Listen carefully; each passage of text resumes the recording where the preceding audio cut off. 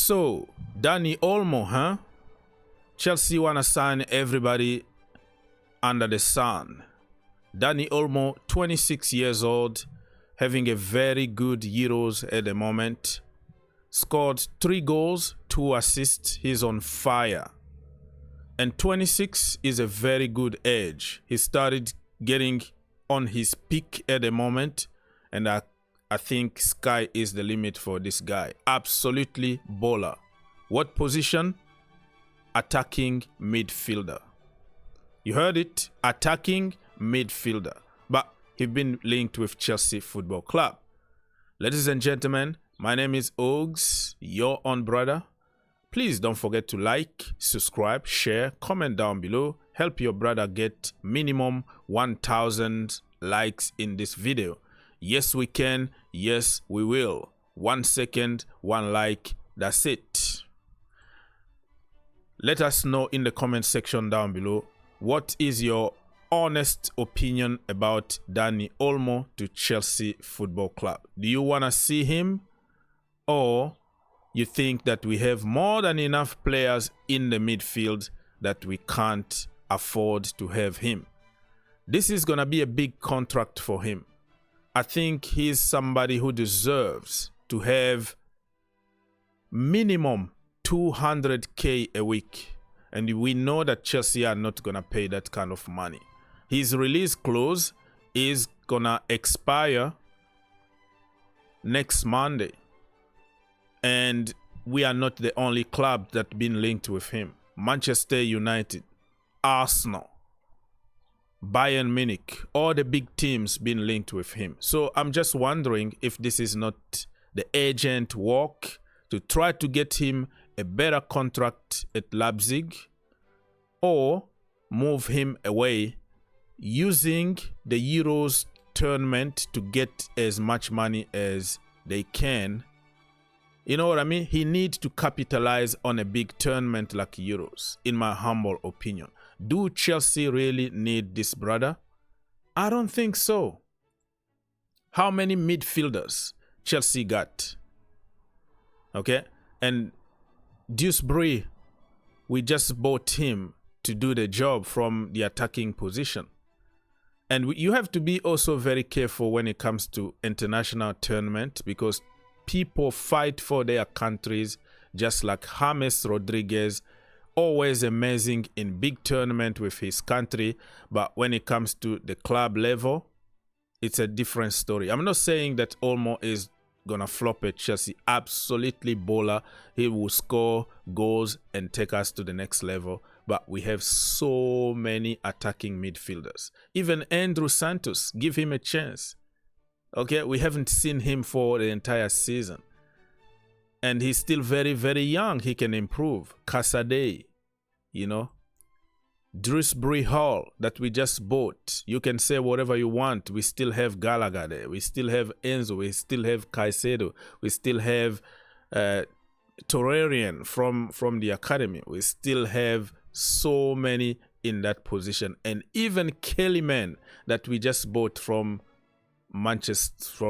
Aston Villa, he's an attacking midfielder. So what are we gonna do with them? Alex here is saying, okay, Olmo is absolutely quality player, but I don't see a huge need for his profile, especially after KDH. Yeah, that kind of makes sense. And you will see Chelsea shopping addict will tell you, if somebody with a lot of quality like him is on the market, you have to go for him and ask questions after that. This is how we end up by a lot of dead wood and a lot of wage for people that we don't really need.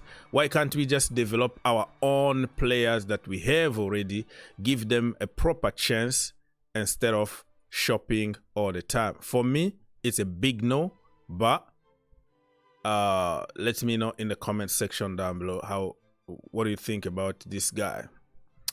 And talking about developing players, Marc Guiu. This news been there since day one he signed for Chelsea Football Club.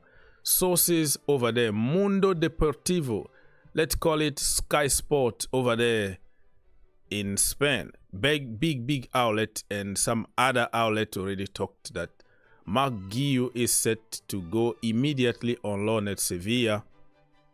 At first place, I didn't believe it. I thought he was going to be in the first team. But the more I see it, the more I start believing in the news, because we're still looking for another number 9. So that tells me that they have a plan to send him on loan, and that is going to be really not good, in my humble opinion, because why did you get him from Barcelona then if you can't stick with your boy and develop him? I think he's good enough. I don't think we have to force too much and buy whoever is on the market. We have to develop our own players, and I think he's more than good enough to kill it in Europa Conference League next season, and in the Premier League he will score a few goals, in my opinion. So let me know in the comment section down below if you think we should break the bank and bring Jonathan David, who is not doing anything. That guy who scored 10 penalties, and all of a sudden he's Diego Costa according to online geniuses. But he's just an average, sometimes below average player, Jonathan David. He can improve though, still 24. A manager can coach him to the next level, but just not good enough, in my opinion. He can be a very good squad player at Chelsea, but not number 1, really. And this one is a heartbreaking one for me. Liverpool just signed Rio. And I made a video a few days ago to tell you how I wasn't happy about the deal. It's same old Chelsea thing, right? He didn't have any path to the first team, but some people would tell you another version just to make themselves feel good about the transfer. It's very, very annoying, because I tell you what, somebody like Yamal, okay, Lamine Yamal, Endrick, they will never ever made it at Chelsea. Messi, Ronaldo, Fabregas, those 16 years old, Rooney, you know, those kids that exploded early on, they will never ever made it at Chelsea. We were going to kill their confidence, made them believe that they are just average, and they needed to go on loan for 1,000 times, and until you are 23, we can give you 1 game in the first team. We were going to kill somebody like Yamal. So the pathway available for young players at Liverpool was the key for Rio to make his decision. But some people are going to tell you, oh, money, oh, his parents are moving to Liverpool, that's why. Like, why is it so hard for those experts on social media to check fact? The Athletic, top of the top when it comes to journalism. They are confirming that Chelsea didn't show him any clear path to the first team. And some people are going to tell you their own version. They're going to make their own theory and believe in those stupidity and lies on social media. Lamine Yamal will never ever made it Chelsea. It was going to be the same song. They are not good enough. They are hyped by English media, overrated, average, blah blah blah blah blah blah. Not proven, not generational. My friend, what is your definition of generational? If you don't give somebody a chance at a very young age, you will never know.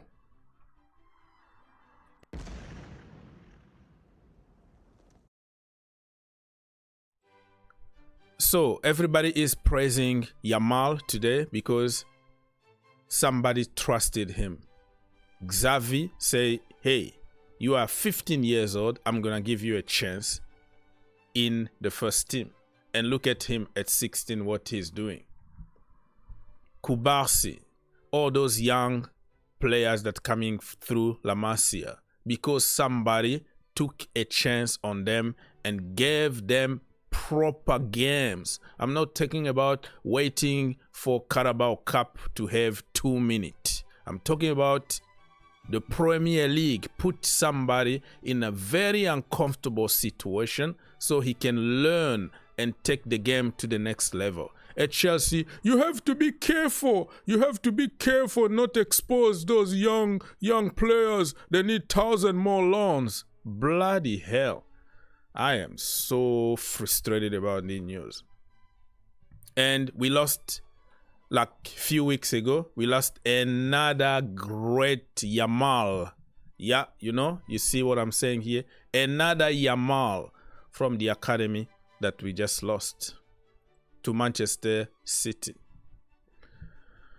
Ryan. So Ryan was a very, very good kid, and he joined Manchester City because even City are promoting more youngsters from the academy than Chelsea. Manchester City. Look at how many youngsters are playing in the first team already.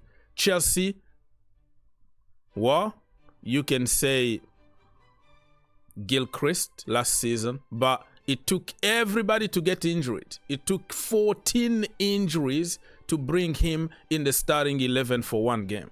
14 injuries. Without those injuries, no chance Gilchrist was going to score that goal that he scored at Stamford Bridge. No way. Nobody is creating a pathway for those kids. I am sick and tired of this club, and I hope that Enzo Maresca got a new philosophy that will integrate some of the youngsters. I'm not even calling for people to play 11 players. Just one player a season that you're going to give proper time in the first team. And this year, we're still looking for somebody to be a winger. And you have Tariq George. Imagine if Eric Ten Hag didn't promote somebody like Kobe Mainu. Nobody was going to know that he was generational. You know a player is generational when he plays with men and doing his thing. How do you know? By assuming all the time that they are not good enough. That's why the manager is not picking them. That is stupid. Mbappe came for trial at Chelsea Football Club. We rejected Mbappe because he wasn't defending enough.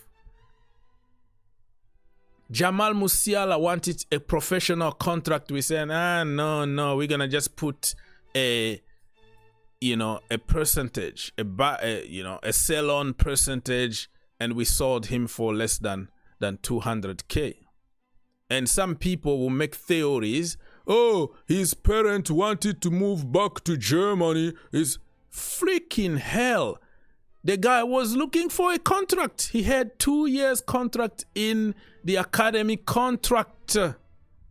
The Athletic reported it's black or white. It's proof. You don't have to be a rocket scientist to know those common sense. Just read instead of relying on speculations and stupidity from big account on social media. It's there. The parent moved back to Germany because the kid got a job, a better job at Bayern Munich. Chelsea didn't want to give him any opportunity.